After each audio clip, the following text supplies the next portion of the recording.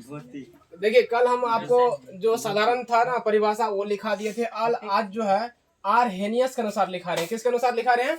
Arrhenius के अनुसार अम्ल तथा क्षारक की परिभाषा दे। अगर आपको एग्जाम में कहेगा कि अम्ल और क्षारक की परिभाषा दे तो आप सिंपल दोनों में से कोई लिख सकते हैं। अगर कहेगा कि आरहेनियस के अनुसार परिभाषा लिखे तो आपको बोलिए ये लिखना पड़ेगा तभी नंबर मिलेगा।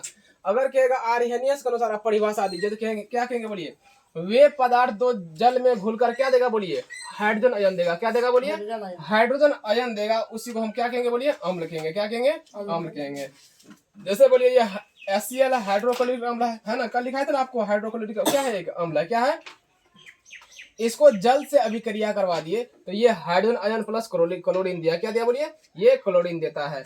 तो यही कहेंगे वे पदार्थ जो जल में घुलकर, वे पदार्थ जो जल में घुलकर हाइड्रोजन आयन देता है अम्ल कहलाते हैं। क्या कहलाते हैं बोलिए? अम्ल कहलाते हैं। आरहेनियस ने यही कहा कि कोई सा एक पदार्थ ले। अच्छा देखिए ये परिभाषा उसने क्यों दिया कि कहा कि अगर हम सभी पदार्थ को अगर चख के लेंगे, स्वाद लेंगे, तो अगर हम सल्फ्यूरिक अम्ल लेते हैं तो हमारा जी क्या होगा बोलिए? जल जाएगा, है ना। जी जलेगा। कोई ऐसा भी पदार्थ होगा जो जी को साफे बर्बाद कर देगा। तो ये क्या हम जी को चखते रहेंगे? कितना जी भगवान तो एक दिया है कि बढ़िया स्वाद लीजिए, लेकिन वो जो कहा अगर खराब ही हो जाएगा तो हम खाने पीने के योग्य नहीं रहेंगे। तब उसने दूसरा उपाय सोचा कि एक दूसरा उपाय इसका परिभाषा पहचानने का दूसरा परिभाषा निकाला, दूसरा नियम निकाला। जो जल में उसको घुलाता था तो क्या देता था बोलिए? हाइड्रोजन आयन देता था तो अम्ल होगा। अगर हाइड्रा ऑक्साइड देगा तो क्या होगा बोलिए? वो क्षार होगा। क्या होगा? वो क्षार होगा। वे पदार्थ जो जल में घुलकर हाइड्रो ऑक्साइड आयन देता है क्षारक कहलाते हैं। क्या कहलाते हैं बोलिए? क्षारक कहलाते हैं। तो क्षारक का परिभाषा जैसे यहाँ पे है सोडियम हाइड्रोक्साइड, इसको क्या कहेंगे बोलिए? सोडियम हाइड्रोक्साइड कहेंगे। जल से अभिक्रिया करवा दिए, सोडियम और हाइड्रो ऑक्साइड प्रदान किया। क्या क्या बोलिए? Hydrogen oxide. इसको क्या कहेंगे बोलिए? Hydro oxide. क्या कहेंगे? हाइड्रो ऑक्साइड, है ना। ये क्या है बोलिए? सोडियम। क्या है ये? सोडियम। ये है सोडियम हाइड्रोक्साइड। क्या है यहाँ पे? सोडियम अलग हो जाएगा बोलिए, हाइड्रोक्साइड क्या होगा बोलिए? अलग हुआ। यहाँ प्लस है, यहाँ माइनस है। अभी आप समझिए प्लस माइनस का मतलब क्या होता है। कहेगा जो है ना इलेक्ट्रॉन का त्याग करेगा ना, ये है इलेक्ट्रॉन। ई फॉर क्या होता है बोलिए? इलेक्ट्रॉन। इलेक्ट्रॉन को त्याग किया तो बोलिए धन आवेश। क्या होगा? धन आवेश। यानी मेरे पास पैसा है, पैसा हम त्याग करेंगे तो बोलिए धन था तब ना पैसा त्याग कर दिए। तो जो जिसके पास जो त्याग करेगा कहेगा धन होगा, उसके पास क्या होगा बोलिए? जो ग्रहण करेगा बोलिए, इलेक्ट्रॉन को ग्रहण करेगा तो क्या होगा बोलिए? ऋण आवेश। क्या होगा बोलिए? ऋण आवेश। तो ये प्लस माइनस का मतलब यही होता है कि जो इलेक्ट्रॉन को क्या करेगा बोलिए? त्याग करेगा धन आवेश, जो इलेक्ट्रॉन को ग्रहण करेगा उस पर क्या होगा बोलिए? ऋण आवेश। यानी सीधा समझिए ना, जो अमीर है बोल मान लीजिए जी किसी को कर्जा दिया, जो कर्जा लिया बोलिए वो गरीब था तो उसपे क्या हुआ? कर्जा हुआ। कर्जा होने का मतलब ऋण हुआ। क्या होगा? उसके पास ऋण आ गया। जिसके पास ढेर सारा पैसा है वो क्या होगा बोलिए? धन होगा। गरीबी हो जाएगा बोलिए? धन होगा। यानी ये हो गया आपको। प्लस का मतलब होता है कि इलेक्ट्रॉन का त्याग करना, माइनस का मतलब होता है इलेक्ट्रॉन को ग्रहण करना। आप अगर पढ़ेंगे ना तो आपको डिटेल्स में पढ़ने को मिलेगा। फिलहाल के लिए इतना सोचिए प्लस माइनस का मतलब क्या होता है। समझे प्लस का मतलब क्या और माइनस का मतलब क्या है ना। तो ये परिभाषा आपका है। इसके बाद कुछ कुछ जो है अम्ल किसमें, कौन सा फल में कौन सा अम्ल होता है, कौन सा पदार्थ में कौन अम्ल होता है, उसके बारे में अभी चर्चा करेंगे।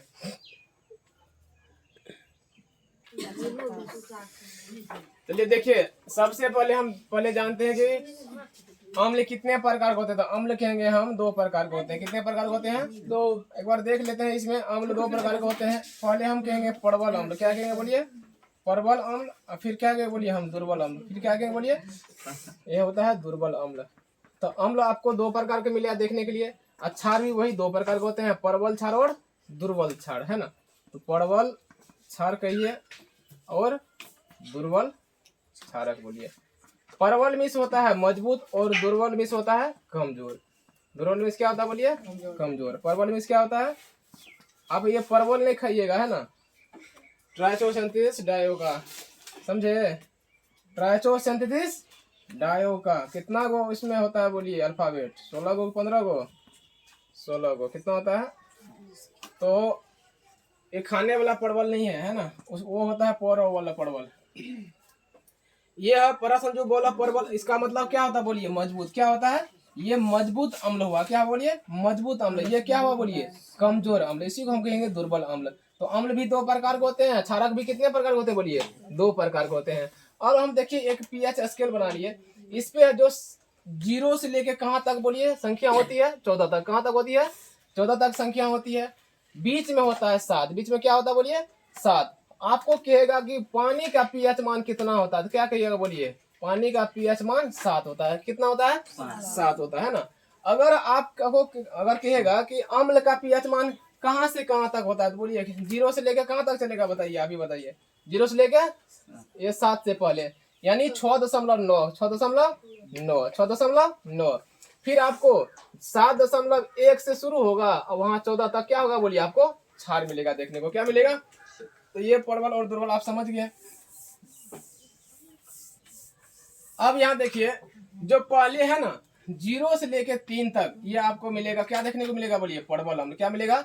शुरू में प्रबल है, इधर क्या होगा बोलिए? दुर्बल होगा। इधर क्या होगा? दुर्बल होगा। लेकिन क्षार में पहले क्या होता बोलिए? दुर्बल, और फिर क्या होगा बोलिए? प्रबल। फिर क्या होगा? प्रबल। उल्टा चल रहा है। क्या चल रहा है बोलिए? उल्टा चल रहा है ना। अभी इसमें देखिए प्रबल अम्ल हो गया, ये क्या हो गया बोलिए? दुर्बल अम्ल।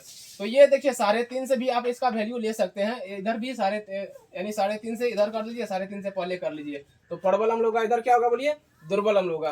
पीएच पे अगर कहेगा कि 1 किसी पदार्थ का पीएच मान 1.1 है, तो बोलिए उसका अम्ल होगा प्रबल अम्ल होगा कि दुर्बल अम्ल होगा? क्या कहेंगे बोलिए? प्रबल होगा। क्या होगा बोलिए?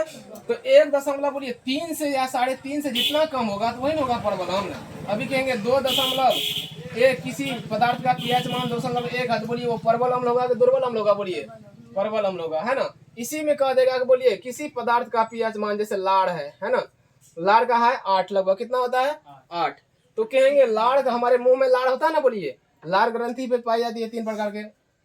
ये जो लाड़ है इसका पीएच मान हम कहेंगे 8 है फिलहाल, तो बोलिए ये प्रबल क्षार होगा कि दुर्बल क्षार होगा? बोलिए हैं? लेकिन आपको हम भी लिखाएंगे कि लाड़ का पीएच मान कितना होता है, हाइड्रोक्लोरिक अम्ल कितना होता है, चाय का पीएच मान कितना होता है, कॉफी का कितना होता है, शराब का कितना होता है। आपको एग्जाम में कहेगा शराब का पीएच मान होता है, तो कह देंगे कितना होता है बोलिए? 5। कितना होता है? 5 या 3 के बीच में होगा। तो इतना अगर कह देते हैं हम, तो आपको पता चल जाएगा कि शराब का क्या है, शराब दुर्बल है कि प्रबल। अभी हम कह दिए, मान लीजिए किसी पदार्थ का पीएच मान 5 है, तो वो दुर्बल अम्ल होगा कि प्रबल अम्ल होगा? बताइए क्या होगा? दुर्बल अम्ल। आपको यही समझ में आना चाहिए कि दुर्बल कहाँ से कहाँ तक है। 4 से ऊपर जाएगा तो दुर्बल, लेकिन 7 से पहले। अगर कहेंगे 0 से लेके 3 तक, क्या होता है बोलिए?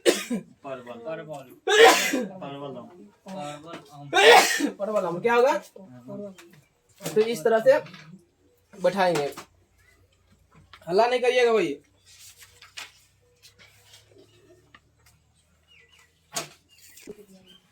आइए देखिए, कुछ प्राकृतिक अम्ल है और उसका किस प्राकृतिक पदार्थ में कितना कितना क्या अम्ल होते हैं ना, उसके बारे में चर्चा करते हैं।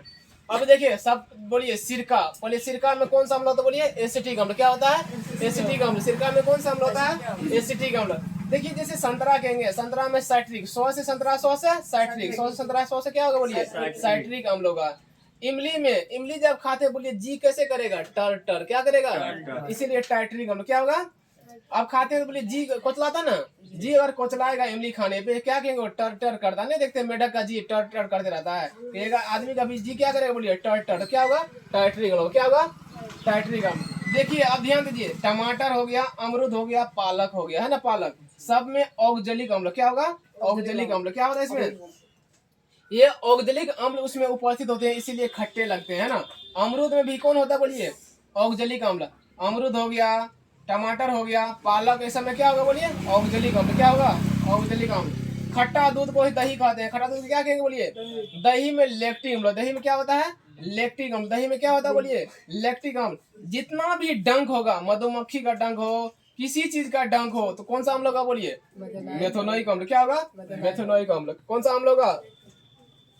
सेब, सेब का एकदम बहुत पूछता है, बोलिए सेब हो गया तो कहेगा सेब ज्यादा मैक्सिमम कौन खाएगा? बोलिए मालिक की नौकर, कहेंगे मालिक। कौन खाएंगे? सेब मैक्सिमम कौन खाएंगे? बोलिए मालिक। तो कहेंगे मौलिक। क्या कहेंगे? मौलिक अम्ल। क्या कहेंगे? मोह से मालिक, मोह से मौलिक कहिए, मौलिक अम्ल कहिए, है ना। मक्खन, अखर, देखिए कहता है कि जो ज्यादा मक्खन खाता है क्या होता है? सुंदर होता है। क्या होता है? सुंदर होता है। तो क्या हो गया? ब्यूटेरिक। क्या होगा? ब्यूटेरिक में क्या होता है? सुंदर होता है। यानी बटर खाना शुरू कर दीजिए, मक्खन खाना शुरू कर दीजिए, है ना, ब्यूटेरिक हो गया। क्या हो गया इसका मतलब? ब्यूटेरिक होता है। मक्खन में कौन सा अम्ल होता है? ब्यूटेरिक अम्ल होता है। और चाय को हम लोग कैसे पीते हैं बोलिए? टेस्ट लेके ढड़का देते हैं बोलिए, टेस्ट लेके टेनिक, टेस्ट लेके पीते हैं क्या कहेंगे? टेनिक, टेस्ट लेके पीते हैं क्या कहेंगे बोलिए? टेनिक अम्ल कहेंगे। क्या कहेंगे? तो चाय देखिए कितना इसमें ट्रिक है। मक्खन खाने से ब्यूटी बढ़ता है ना, ब्यूटेरिक अम्ल हो गया। चाय पीने से टेस्ट लेके पीते हैं ना, टेस्ट लेके आराम से मारते होंगे आप लोग, तो क्या हो गया बोलिए? इसमें टेनिक हो गया। क्या हो गया? सेब कौन खाता है बोलिए? मालिक लोग ना, कहेंगे मेलिक। क्या कहेंगे? मेलिक। जितना भी डंक होगा मेथोनाइक, क्या कहेंगे उसको? मेथोनाइक होगा। अब बोलिए वसा, वसा में कहेंगे एस्टेरिक अम्ल होगा। वसा में क्या होगा? एस्टेरिक अम्ल होगा। प्याज में ऑस्कोर्बिक, प्याज में क्या होगा? ऑस्कोर्बिक अम्ल होगा। और आंवला में भी क्या होगा बोलिए? ऑस्कोर्बिक अम्ल होगा।